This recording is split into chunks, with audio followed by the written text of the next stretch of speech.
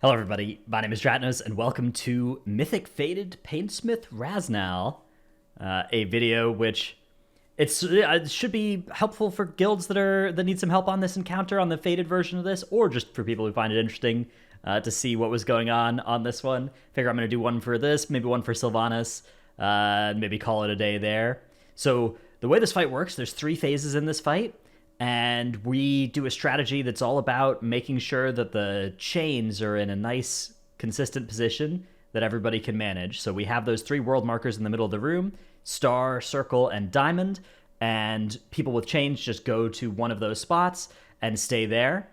Because on Mythic, whenever the axe gets thrown to you, it causes the chains to also radiate out spikes in a line from where they are. So we fight the boss in this corner, then the people in the middle of the room with the chains make a big plus in the middle of the room, and the tank goes to the far corner, which cuts out all the other parts of the room, and this is the only safe spot here. So you can see what that looks like. Tank gets over to this far corner, and all of the room except for that corner where the raid is hit by the spike, so really precise positioning requirement there.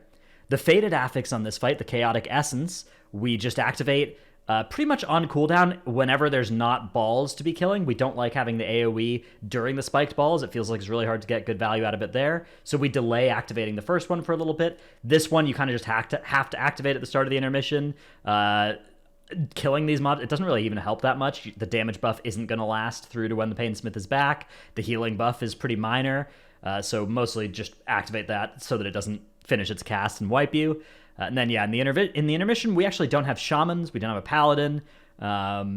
So we are just using one stampeding roar for the intermission. We're just trying to use it at its best time. But other than that, we are doing this without movement speed, which is pretty sketch. We do the bait and gateway strategy here. So this is on the 8th embers. We start making our way to the gateway. The 9th one, we bait so that they're not hitting the gateway. And then we all just take the gateway, stack up, do not move. And then we move, and the ads all spawn here. We drop some AoE, and we just nuke these things down before they finish their cast.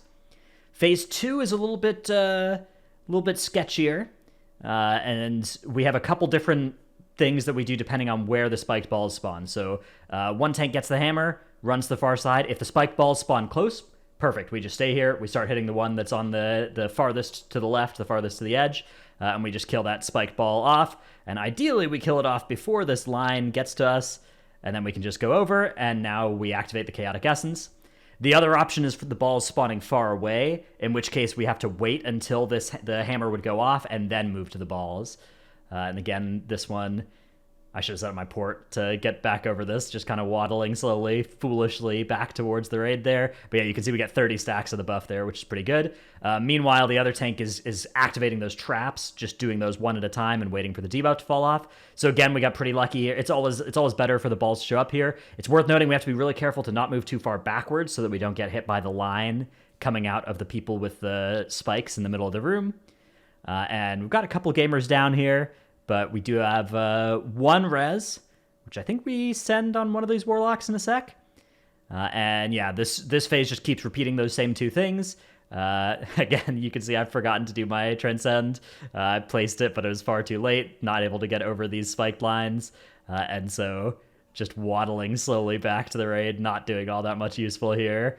And yeah, that's the kind of thing. The tuning on this is, if you're getting, like, if you have high damage, or particularly when you're coming back in 300 eye level in a couple weeks time, that kind of stuff, it shouldn't be too bad. For us, the tune, it was slightly higher tuned than I expected, given Castle Nathria. I expected it to be the same tuning and us to be more geared.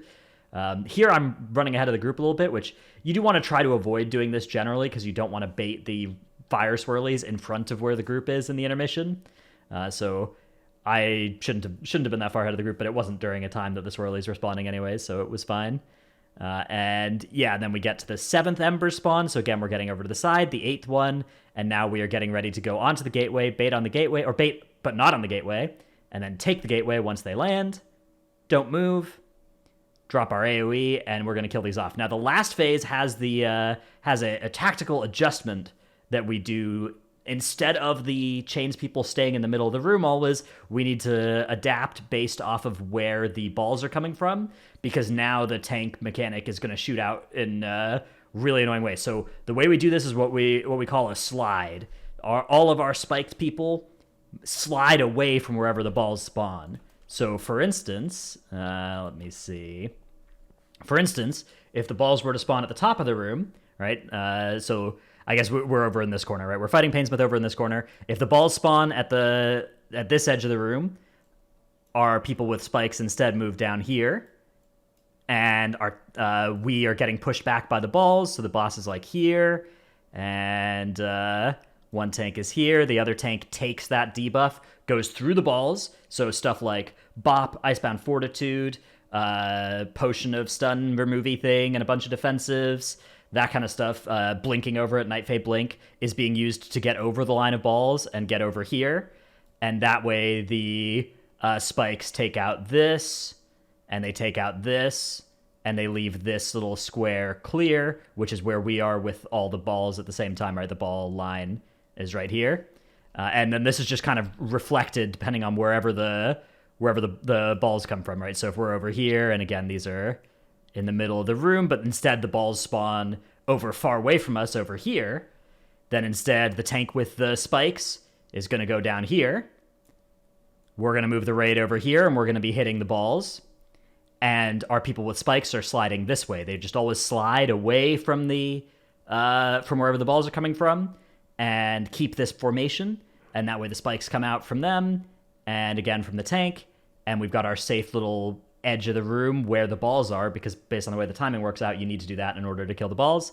And we're just killing the spiked ball on the side, and then sneaking on through, bringing it back over to the corner, and resetting our position, and just keep repeating that in P3. So that's how that's supposed to look. And then again, we do the Chaotic Essence whenever we are done with the balls. We have this tank line coming, because that in P3 you get the tank line and the spikes coming out from the tank instead of just the one. I have the much easier job here. Just take this thing to the corner. Nothing too much to worry about. This time I've remembered my Transcend as well. And yeah, we're just back over here. And then again, this just keeps repeating. We get another set of chains, and now we're going to get the spiked balls and the scythe on the other tank. So the spiked balls are close to us, so the tank is going to go over into that corner. I'm taunting. We are getting pushed back by the balls, and our people with spikes have slid down to the bottom of the screen now. And that way we again have our safe quadrant of or not quadrant, but our safe ninth of the room over on the side, like of the tic-tac-toe board.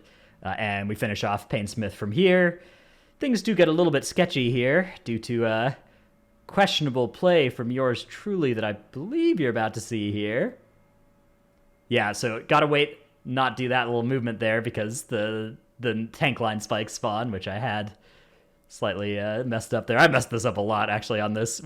This was the first boss we wiped to on the Fated Mythic raid, and a lot of it was me doing dumb stuff on this fight, but nevertheless, we were able to get over the finish line despite the fact that much of our raid was eliminated there by the spikes and everything. 3% on the boss. Tank's dead. Luckily, we've got a rogue with evasion. Traps get taken to the middle of the room here. That's just actually something you kind of always want to do with this set of traps, because the spikes are going to start coming in from the edges of the room here as we're reaching the enrage. And so you just have the traps in the middle of the room instead of at the edge of the room. And yeah, you're trying to kill the boss before everything explodes and the whole room is covered by the spikes. So that's how that boss looks. Hope you enjoyed this little look in at the Fated Painsmith. I'll do a similar video like this for, I think, Fated Sylvanas, because I think it'd be kind of interesting. And yeah, we'll see how it does. If it does, if these don't do well, maybe I'll make some for some of the Sepulchre and and Castle Nathria bosses as well. Hope you enjoyed the video. Thanks for watching. See you in the next one. Bye.